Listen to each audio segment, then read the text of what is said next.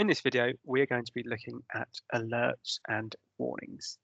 So I have just searched for this client ID, Sean Smith, and it's taken me to the overview page like so, which is what you'll see when you first search for a client.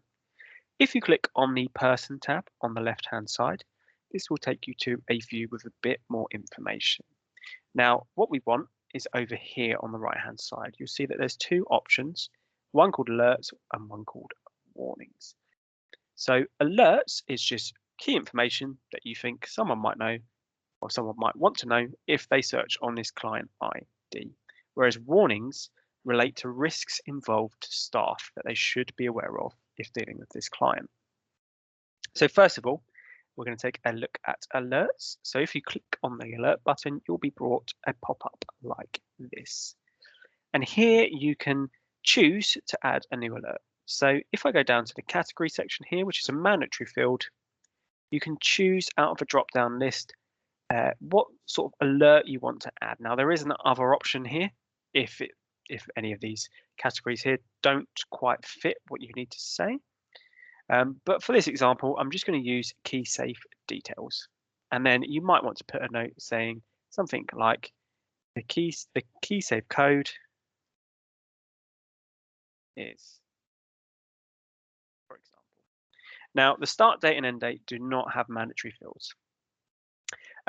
In terms of start date, you should put either today, if that's the relevant day, or if you know when the actual day of the alert should be, then you can put that date instead. It doesn't really matter. In terms of end date, we tend to recommend that you use this as blank, unless you know that there is a specific end date in mind, i.e. if it's an alert in relation to a holiday, and you know that holiday is going to end in a couple of weeks, then you can put in that end date there. But otherwise, you can just leave it blank and leave the alert open. And you also have this Add Other button down here that you can click to add any other alerts that you want. So you can add a number of alerts onto the client ID. I'm just going to add this one for now. If I press save,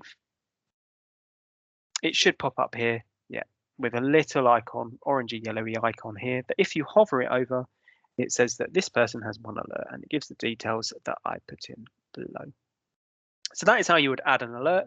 And if you had to end the alert, you could always just click on this option here at the top and you can add the end date.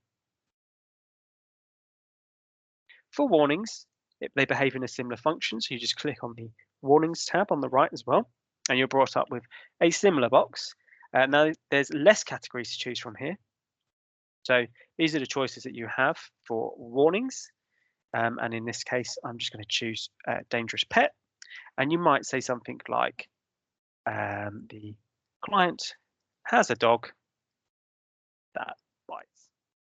And that's an example of a warning that you might want to give to another staff member or professional who might be looking on this client ID.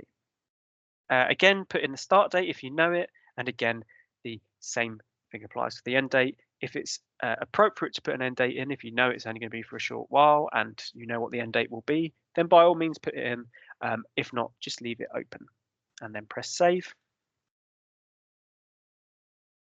And you'll notice another little icon has popped up here in red, just to indicate that this is a warning. It will tell you what the warning's in relation to, but it won't show you any of the notes that you've put in, unlike the alert, which will show you the notes. So in order to view them, you just click on the icon like so, and you can read what the note says.